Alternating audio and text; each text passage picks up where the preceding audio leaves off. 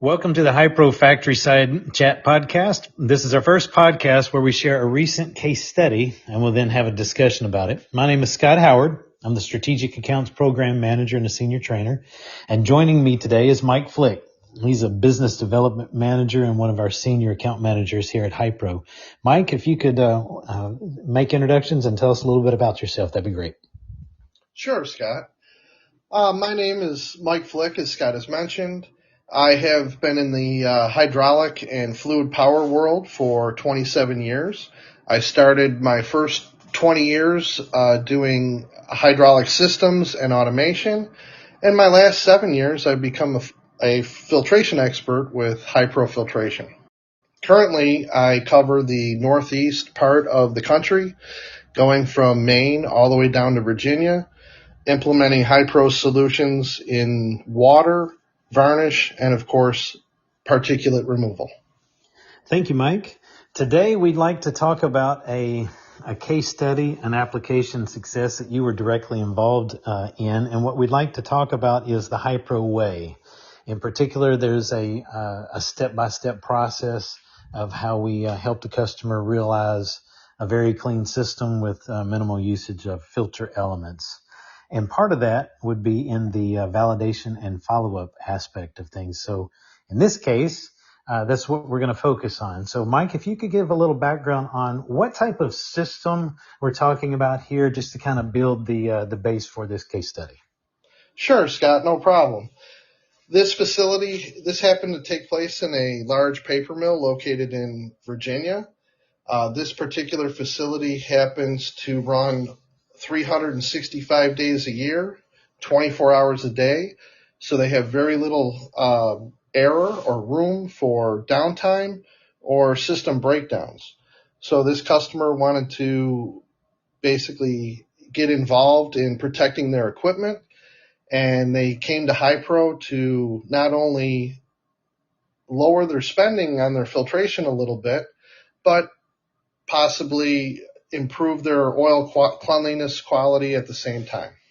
Thank you, Mike. That's a good start to building this picture of this case study. I want to mention the success, and then we'll figure out how we got there. The end result was a 75% cleaner operating ISO code, and the filter elements are lasting 4 times as long as what they are used to lasting. So why did they want to test to begin with? How did they come across us? If you could kind of paint that picture. Well, we were actually doing work with one of their other companies. They happen to have several locations throughout the United States, and we were having success in one of their local mills that was actually nearby. And one of their head reliability people mentioned that they should probably talk to us to see how we can improve their ISO codes. For this particular application where you're doing filter element performance testing, tell me about some of the things that you went over with the equipment owner before testing even started. I like to go over expectations and what the testing is going to look like, and also what their current system looks like as well. Start out by reviewing the customer's correct places, and also that the filter housings were sized properly, so you're not actually putting too much flow through a certain filter. We do this to ensure that we're starting at the correct differential pressure and not basically overflowing the system, so you're starting at a high differential pressure and basically not filtering the oil. So after we did that, we sat down with the customer and we started to set up expectations. The first thing that we talked about was, what are their current ISO codes? So we looked at their current ISO code reports or current oil sample reports. After we received those and reviewed them, we also met with the loop techs and interviewed them to find out how long or how often they were changing the filters.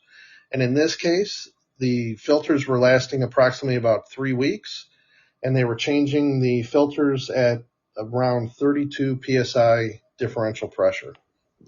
Okay, so part of the validation, we're going to confirm that the ISO codes are good, the filter element lasts a long time. The way I like to describe it is how clean is my oil and how long is my filter element lasting. So what were their thoughts on those two? That's exactly what we wanted to find out is how clean is their oil, and in this case, the ISO code, the current sample reports that they provided, gave us the information on what their current ISO codes were, and I believe they were right around 18, 15, 12 was their starting or trending ISO code over time with their current filtration supplier. And after that, after we established that, then we went down to their, not only the lube tech, but we checked with inventory to find out how often they were drawing filters from inventory, and it was every 3 weeks, like clockwork. They were reaching that differential pressure where they had to change out their filters. Now that we have the customer's system information, we're able to review where the customers' ISO codes have been historically and how long their filters have been lasting. The next step is to establish the customer's ISO code limit.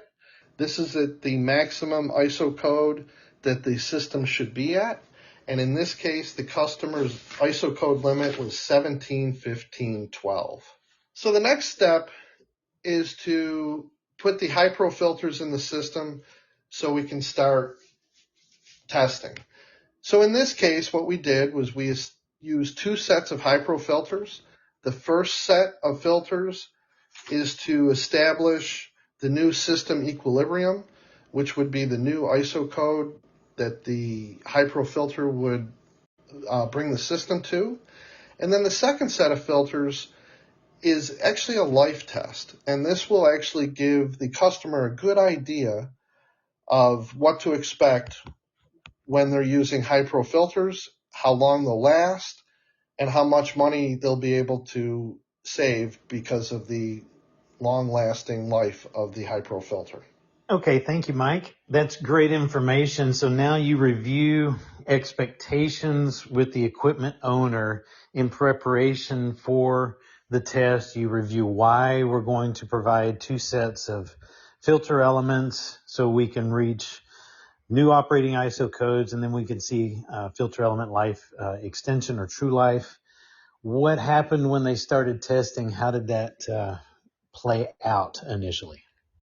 So now that a decision was made to move forward with testing of the filters, 2 sets were ordered. The customer installed the first set of filters, and after they installed the first set, after 2 to 3 weeks, a oil sample was taken, and their new ISO code was at their ISO code limit of 17, 15, 12.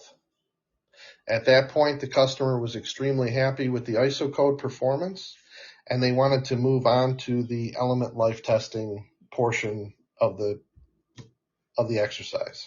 So at that time, the customer was basically achieving their target ISO code or their ISO code limit of 17, 15, 12.